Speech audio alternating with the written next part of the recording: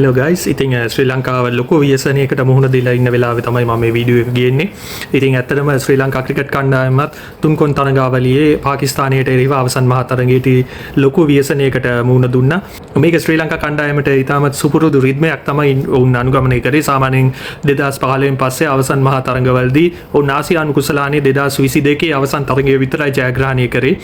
ඔවුන් තුන්කොන් තරඟාවලිය වලදී සහ මේ මල්ටි නැෂනල් ටූර්නමන්ට්ස් වලදී කියන්නේ කණ්ඩායම් දෙකකට එහා පවත්වන තරඟාවලි වල අවසන් මහා තරඟවලදී ඉතාමත් දුර්වල දියාරු ක්‍රීඩා විලාසයක් තමයි දක්වලා තියෙන 2015 පස්සේ.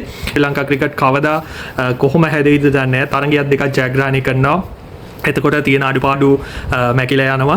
ඉතින් ඊට පස්සේ ආයි ඔවුන් සුපුරුදු රිද්මයට ඒ අඩුපාඩු ටිකම දිගටම කන්ටිනියු කරනවා. ඉතින් ගොඩක් කලකිරීමෙන් තමයි කතා කරන්නේ. බැටිං ගැන කතා කරොත් ශ්‍රී ලංකා කණ්ඩායම පළවෙනි ඕවර් 10 ඉවර වෙද්දී ලකුණු 81යි විකට් එකකට.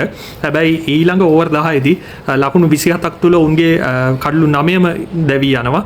ඉතින් පාකිස්තාන කණ්ඩායම කිසිම කරදරයකින් තොරව ප්ලෑන් කළ ඉනිංස් ඔවුන් ක්‍රීඩා කරා. පන්දුවාර 18කදී ලකුණු 118යි විකට් 4යි ලේසියෙන් ජයග්‍රහණය කරා.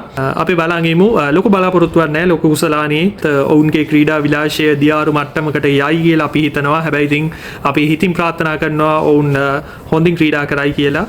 රටම අපදා තත්වයක ඉන්න අවස්ථාවක ශ්‍රී ලංකා ක්‍රිකට් කණ්ඩායමේ මේ දුර්වල ක්‍රීඩා විලාසයත් එක්ක ඔවුන් මිනිසුන්ට සතුටු වෙන්න තිබ්බ ඒ අවස්ථාවත් අයින් කළා දැම්මා.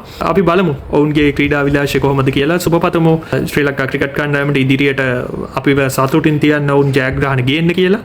ඒ වගේම තමයි අපදාවට පත් වූවන්ට අපගේ සංවේගය ප්‍රකාශ කරනවා මේ අවස්ථාවේදී. ඉතින් ඉක්මනටම හම්බ වෙමු තවත් ක්‍රිකට් වීඩියෝ එකක් සමගින්.